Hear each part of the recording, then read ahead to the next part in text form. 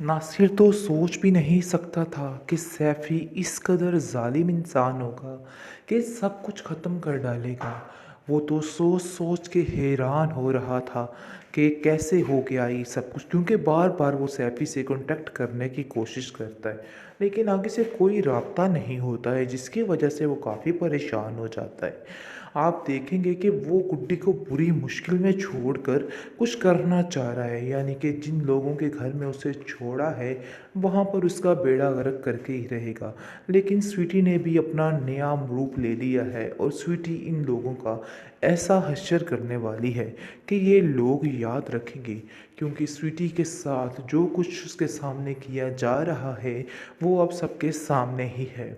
लेकिन जी दूसरी तरफ काफ़ी इशरत परेशान है और कहती है कि मुझे नहीं लगता है कि ये लोग गुड्डी के बारे में कुछ भी बताएंगे, लेकिन हकीकत यही है कि इन लोगों ने ही उसके साथ कुछ गलत किया है। गुड्डी इतनी बेवकूफ़ाना हरकत नहीं कर सकती, लेकिन अगर उसका किसी बात का प्लान होता तो वो हमज़ा को ज़रूर बताती, क्योंकि हमज़ा के साथ वो राब्ते में थी और उसको बताती कि वो कहीं जा रही है। लेकिन ऐसा वैसा कुछ भी नहीं हुआ, इसलिए इसका मतलब ये है कि जो कुछ हो रहा है सरासर गलत हुआ है और उसकी मर्ज़ी के ख़िलाफ़ हुआ है, और इन लोगों ने ज़बरदस्ती उसके साथ कुछ ऐसा किया है जिसकी वजह से उसको ये सब कुछ करना पड़ गया है।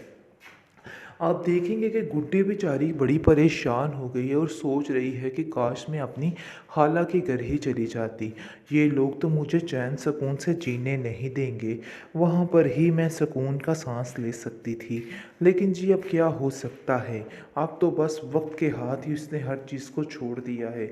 और वो सोच रही है कि अगर मैं चच्ची और चचा के हाथों लग गई तो मेरा क्या हश्र होगा। इन सब बातों को सोच सोच कर उसने अपने आप को हलकान कर रखा है। बहुत परेशान है बेचारी और सोच रही है कि पता नहीं उसके नासिर मामू कब आएंगे और सब कुछ ठीक कर देंगे, क्योंकि वो जानती है कि अगर उसका कोई साथ देगा तो वही है जो उसका साथ देगा और उसको कभी भी तन्हा अकेले नहीं छोड़ेगा। लेकिन अब सैफ़ी भी काफ़ी परेशान हो चुका है, क्योंकि उसको फिर से स्वीटी ने ऐसा धमाका उसके अंदर किया है कि वो समझ गया है कि नहीं भाई, इससे पीछा चढ़वाना ही बेहतर है। इसलिए वो सोच रहा है कि जितनी जल्दी हो सके गुड्डी का काम तमाम कर दूं, ताकि मामला ही रफा। मुझे समझ नहीं आ रही कि आखिर क्या होने वाला है।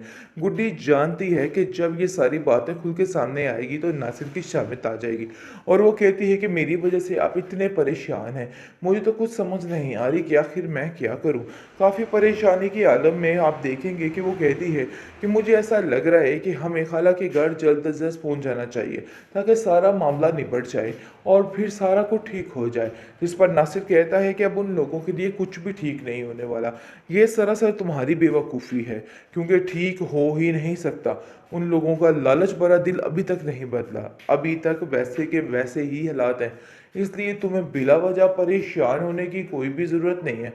टेंशनें मत पालो, टेंशनें मत लो, यानी कि अब तुम्हारा वक्त सोचने का नहीं, सुकून से जीने का है। इसलिए बिल्कुल भी परेशान मत हो। जिसको सुनकर वो कहती है, परेशानी वाली बात तो है ना, जब तक मैं अपनी खाला के पास नहीं पहुंच जाती हूँ परेशानी ही परेशानी है, क्योंकि मैं जानती हूँ कि सबसे ज़्यादा सेफ मैं पर हूँ।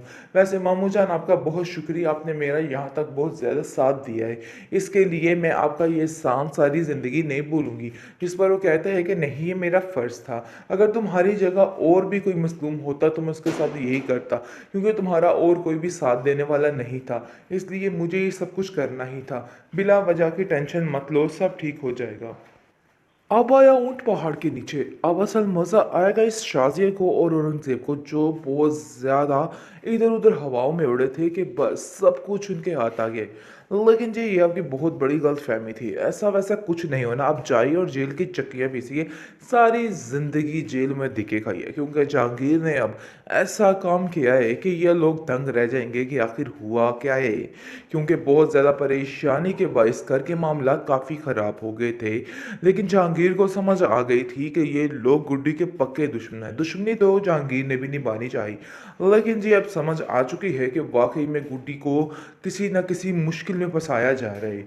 बहुत परेशान हो चुके हैं घर वाले, क्योंकि अब शाज़िया को समझ आ गई है कि नहीं भई, ये हमारा ढोल ज़्यादा देर तक बजने वाला नहीं है। बहुत जल्द हम जेल की सुलाखों के पीछे होंगे। बहुत परेशान हो चुके हैं और शाज़िया कहती है कि नासिर भी चला गया है। मुझे तो समझ नहीं आ रही कि आखिर मैं क्या करूँ? बस मुझे लग रहा है कि अब हमें जितनी जल्दी हो सके तुम्हारी खाला के घर जाना चाहिए, क्योंकि वो ही तुम्हारे लिए सबसे सेफ प्लेस है। जिसको सुनकर वो कहती है कि जी आप बिल्कुल ठीक कह रहे हैं। मैं जैसे ही आमिर बाबा के घर रही थी, यकीन मानिए मैं बहुत परेशान थी कि यही चचा से मेरी शिकायत ही ना कर दें, कोई ऐसी बात ना कर दें जिसकी वजह से मैं फंस जाऊं। काफ़ी परेशान थी बेचारी। लेकिन अब देखेंगे कि वो सैफी बाबा को बहुत शुक्रिया अदा करता है और कहता है कि आपने यहाँ तक साथ दिया मेरी गुड्डी का, बहुत शुक्रिया आपका। दूसरी तरफ गुड्डी काफ़ी परेशान, काफ़ी बेकरार है कि आखिर उसके साथ क्या बनने वाला है। बहुत परेशानी की हालत में उसको कुछ समझ ही नहीं आ रही है कि आखिर होना क्या है, क्योंकि वो जो कुछ सही करने की इन लोगों के साथ कोशिश करती है दोबारा से गलत हो गए। और वो नासिर को भी तक कह रही है कि मामू जान, मैं चाहती हूँ कि उन लोगों को कुछ ना किया जाए, क्योंकि वो मेरे बाबा के भाई हैं और मैं ऐसा कुछ भी नहीं चाहती हूँ। जिसको सुनकर वो कहता है कि तुम्हारा दिमाग खराब हो चुका है गुड्डी, ऐसा कुछ भी नहीं होगा। उन लोगों को सजा उनके किए की मिलनी ही चाहिए। शाज़िया मेरी भी बहन है और मैं भी उसे बहुत प्यार करता हूँ, लेकिन इसका मतलब ये हरगिज़ नहीं है कि हम उनकी सारी बुराइयों पे पर्दा डालते जाएं। देखो भाई, ऐसा नहीं होने वाला है और ये बात तुम भी जहन में रख लो। अगर तुम ऐसा सोच रही हो कि उन लोगों को छुड़वा दिया जाएगा, तो भाई ऐसा कुछ भी नहीं होने वाला है, क्योंकि मैं खुद उन लोगों से शदीद किस्म का तंग आ चुका हूँ। वो लोग तुम्हें चैन से जीने नहीं दे रहे और तुम लोग उनको बचाने की बातें कर रही हो। मैं तो कतई उनको बचाने के हक में नहीं हूँ। बहुत ज़्यादा परेशान है अब वो इंसान और कहता है कि मुझे समझ नहीं आ रही कि आखिर क्या होने वाला है। गुड्डी जानती है कि जब ये सारी बातें खुल के सामने आएगी तो नासिर की शामित आ जाएगी और वो कहती है कि मेरी वजह से आप इतने परेशान हैं, मुझे तो कुछ समझ नहीं आ रही कि आखिर मैं क्या करूं।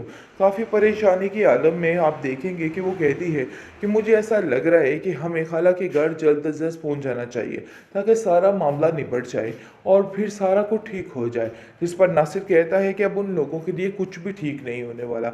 ये सरासर तुम्हारी बेवकूफ़ी है, क्योंकि ठीक हो ही नहीं सकता।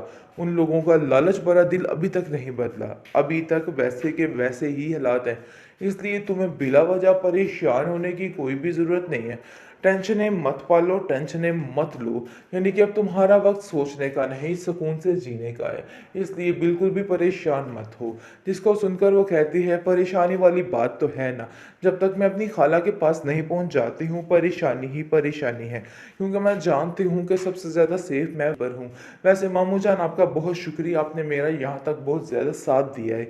इसके लिए मैं आपका ये एहसान सारी ज़िंदगी नहीं भूलूंगी। जिस पर वो कहता है कि नहीं, ये मेरा फ़र्ज़ था। अगर तुम्हारी जगह और भी कोई मज़लूम होता तो मैं उसके साथ यही करता, क्योंकि तुम्हारा और कोई भी साथ देने वाला नहीं था। इसलिए मुझे ये सब कुछ करना ही था। बिला वजह की टेंशन मत लो, सब ठीक हो जाएगा।